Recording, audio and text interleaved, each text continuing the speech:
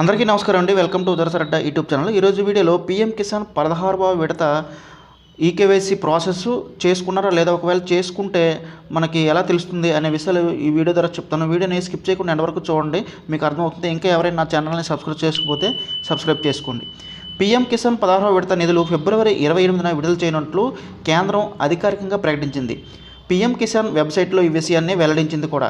దేశంలో 8 కోట్ల మందికి పైగా రైతుల ఖాతాల్లో ఆ రోజు 2,000 చొప్పున పంట పెట్టుబడి సాయాన్ని జమ చేయనుంది.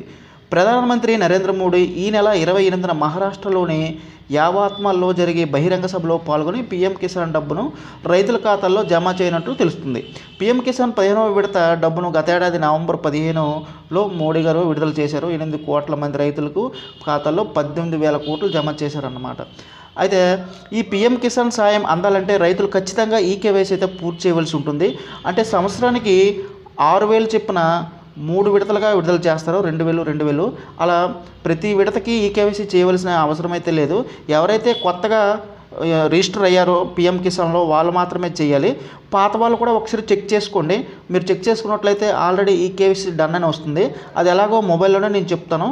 అలాగే పీఎం కిసాన్కి సంబంధించి ఏవైనా సందేహాలు, ఫిర్యాదులు ఉంటే పీఎం కిసాన్ ఈ మెయిల్కైనా పంపించవచ్చు. ఏవైనా సమస్యలు ఉంటే, లేదా ఈ కస్టమర్ కేర్ నెంబర్లకు కూడా టోల్ ఫ్రీ నెంబర్స్ అండి ఇవి.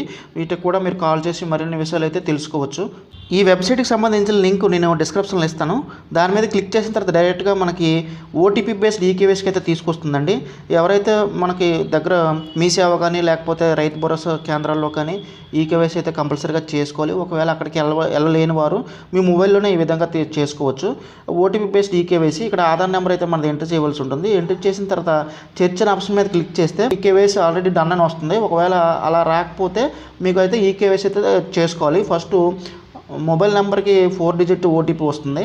తర్వాత ఆధార్ నెంబర్ ఎంటర్ చేసిన తర్వాత మళ్ళీ 6 డిజిట్ ఓటీపీ ఎంటర్ చేసిన తర్వాత మనకి ఈకేవైసీ అయితే కంప్లీట్ అయిపోతుంది. అలాగే మీ సేవా సెంటర్లో కానీ లేదా మనకు దగ్గరలో ఉన్న రైతు భరోసా కేంద్రంలో కూడా ఈకేవైసీ అయితే కంప్లీట్ చేసుకోవచ్చు. ఈకేవైసీ కంప్లీట్ చేసుకుంటేనే మనకు అనేది అమౌంట్ అనేది పడుతుంది.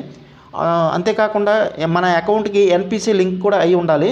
ఎన్పిసిఐ లింక్ అంటే ఏంటి, ఎన్పిసిఐ లింకు ఎలా చేసుకోవాలి, అయ్యిందా లేదా ఎలా తెలుసుకోవాలనే విషయాలు కూడా ఒక వీడియో చేశాను. వాటికి సంబంధించిన లింక్ కూడా నేను డిస్క్రిప్షన్లో ఇస్తాను, అక్కడ నుండి చూడవచ్చు.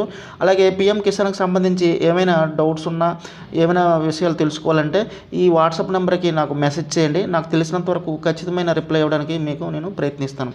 ఓకే అండి, థ్యాంక్ యూ ఫర్ వాచింగ్. ఇలాంటి మరిన్ని వీడియోస్ కోసం నా యొక్క ఛానల్ని సబ్స్క్రైబ్ చేసుకోండి.